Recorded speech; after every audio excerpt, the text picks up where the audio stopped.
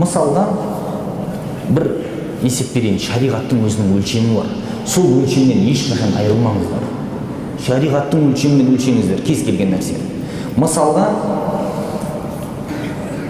мына телевизорда көрсетіп жатады.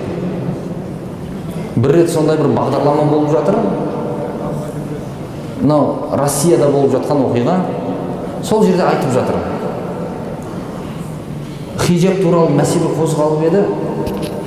Жаңа бір кісі айтып жатыр, киіспеңдер хижабты. Кисе кисін, несі бар дейді. Оның ақысы өзі біледі деді.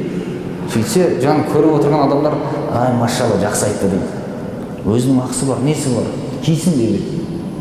Былай қарасаңыз, сөз дұрыс секілді сырттан. Бірақ ол да қате сөз. Уаллахи қате сөз бұл. Шариғатқа сай келмейтін. Шариғатта өзі біледі, өзінің ақысы деген нәрсе жоқ ондай. Сіз егер хижаб киіп өз ақысы, өзі біледі дейтін болсаңыз, жалаңаш жүрген адам да өз ақысы деп айтуыңыз керек, өзі біледі деп. Бұл шариғаттың өлшемі емес. Шариғат бойынша әурет жер жабық болу керек, міндетті түрде. Басқа бір түрі жоқ. Я болмаса былай дейміз, қарапайым мысал, мешітке келген адамдардан әйел кісілер кіріп жатса естисіз, адамдардан айтады. Ең болмаса ұзын юбка киіп келсе, тізеден төмен юбка киіп келсеші дейді. Жақсы сөз айтып жатқан сияқты. Бірақ шариғат бойынша тізеден төмен деген өлшем бар ма еді? Тізеден төменде жоғарыда екеуі де харам ғой исламда. Ислам белгілеген мөлшері бар ғой. Ер адамның әуреті, әйел адамның әуреті. Одан кемі кем, тізеден төмен екен, жоғары екен деп бөлмейді оны ислам. Өлшеміңіз шариғаттың өлшемі болу керек.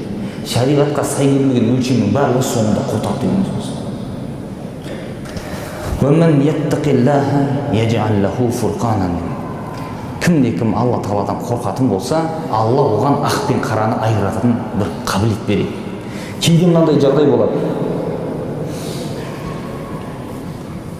Бір адам бір нәрсе сұраған уақытында былай істесең болады десеңіз, адам қабылдай алмайды. Солай істесе бола ма не деп адам жүрегі қабылдамай тұрғанын көресіз. Бұл неден? Өйткені дінде бұл шынайылықпен келіп тұр, шынайы ниетпен келіп тұрып сұраған уақытта сіз былай істей салсаң болады деп көрсетсеңіз, ол нәрсені ол жақтырмайды, жүрегі қабылдай алмай тұр. Алла Тағала шынайы ықыласпен келіп тұрған, Құдай көріп тұр деп сезініп тұрған адамға бір айыру күшін береді әдейі. Соның үшін ол қабылдай алмайды, жүрегі қабылдамай тұр сіздің айтқаныңызды. Айыру, ақ пен қараны айыру қабілетін Алла Тағаланың беріп қойғандығынан. Міне шынайы Алладан қорқатын болсақ, Алла Тағала бұл нәрсені бізге ашып көрсетеді.